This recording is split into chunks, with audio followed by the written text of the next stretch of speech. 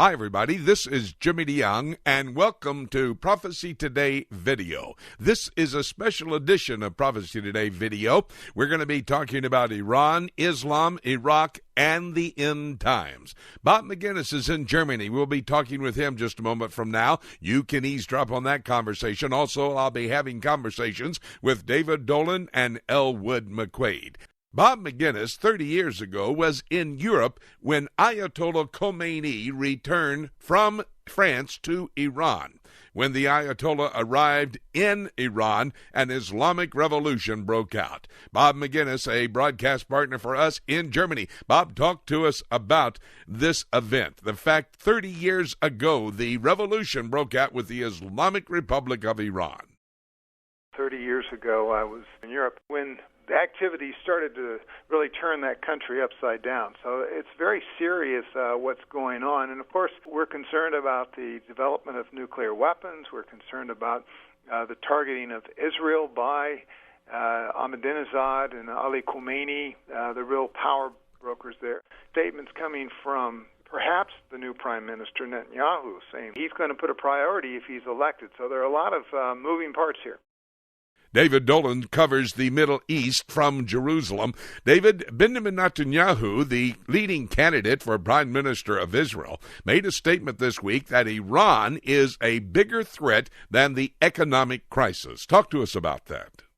The Israeli public knows that Iran is the main agent of trouble in the region. They know that they're the ones funding Hamas, giving them weapons, smuggling weapons to them. They're the ones keeping Hezbollah going as a major force in Lebanon. And, of course, they've shelled Israel from there in the war in 2006 and probably will again at some point. So the Israeli public knows that's true, that if the Palestinians get part of Jerusalem, if they get control of the West Bank, that there will be elements there that hate Israel, continuing to hate Israel.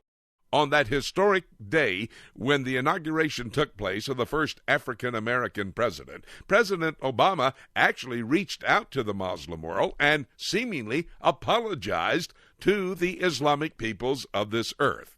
Dr. Elwood McQuaid is the executive editor of Israel My Glory. He's a prolific writer. And Elwood, I want to know what your thoughts are about the fact that we have our president apologizing to the Islamic world. Why should he be doing that? The people of America have done more to help Muslims around the world: Bosnia, Kosovo, Kuwait, Afghanistan, Iraq, and Somalia. Reached out to Somalia and lost 43 Americans as a result of trying to help that Muslim country. And Jimmy, here we are offering an apology for all practical purposes, and it's should be an embarrassment to us. 3,000 of our people 7 years ago were killed by Muslim terrorists, and the Marine barracks in 1983. Some 400 young Americans killed by Muslim terrorists. The Sudan, U.S. ambassador assassinated. The Achille Lauro. The seizing of the embassy and the incarceration of our embassy staff in Tehran for so many years ago. All of these things, it should be an embarrassment for any public official to accuse us of being less than forthcoming with charity and constructive efforts to help the Muslim world.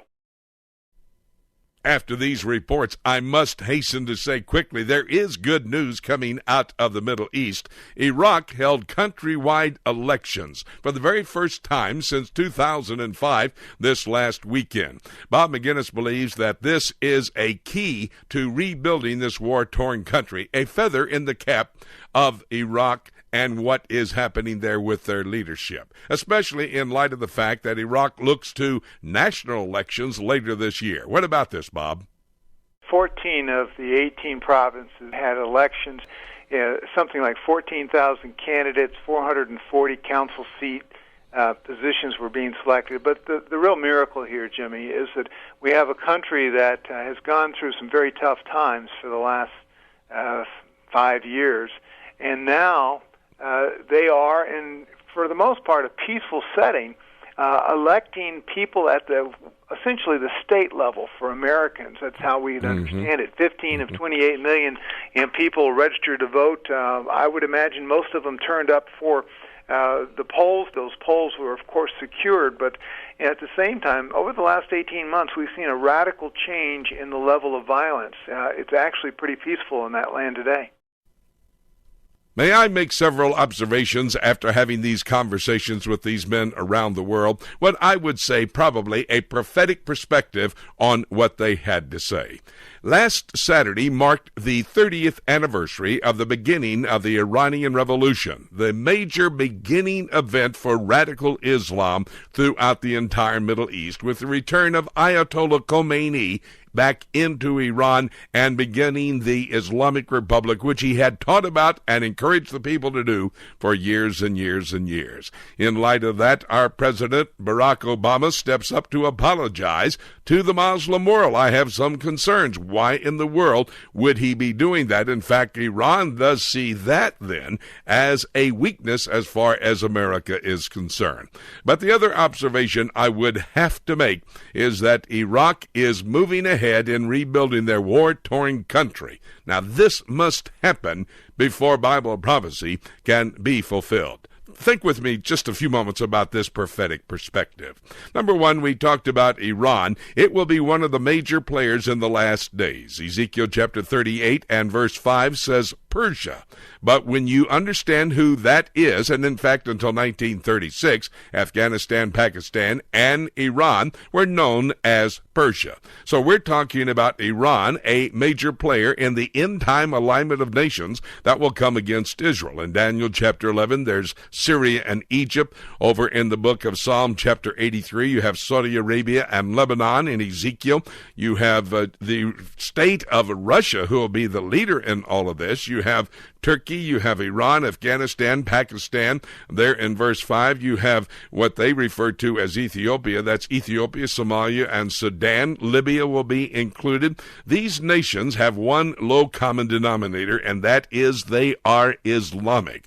Iran at the apex of the wedge that is being driven between what in this world looks like peace someplace along the way, the Islamic people wanting to establish a caliphate, a worldwide kingdom under Allah. But then I bring that positive back to your attention. Iraq, these elections this last weekend, evidence that they can come back to power. They can be a leader in the Middle East. Well, Bible prophecy calls for that. The book of Revelation chapter 18 says Babylon, biblical Babylon, which is modern-day Iraq, will be the headquarters for a one-world economic, political, governmental system that will be headed up by Antichrist. By the way, what makes an economic power in this world? A global financial crisis. When people have to take the mark of the beast, 666 on their forehead, the back of the hand. That's Revelation chapter 13, verses 16 and 17. Well, this world is set for that to happen, for Iraq to become a power, for Babylon to be that economic, political, governmental system. It has to be rebuilt because it will be destroyed according to Isaiah 13 and 14, Jeremiah 50 and 51, and Revelation chapter 16, verse 17. My friend, everything we've talked about, Iran, Islam, Iraq, everything is being set in place. But before all of these prophecies are fulfilled, Jesus shouts, the archangel shouts, trump of God sounds, and we're caught out of here to be with Jesus Christ. That's the rapture of the church, and that's the very next event to happen. In fact, it could happen today. Having said that, there's basically nothing left for me to say, except let's keep looking up until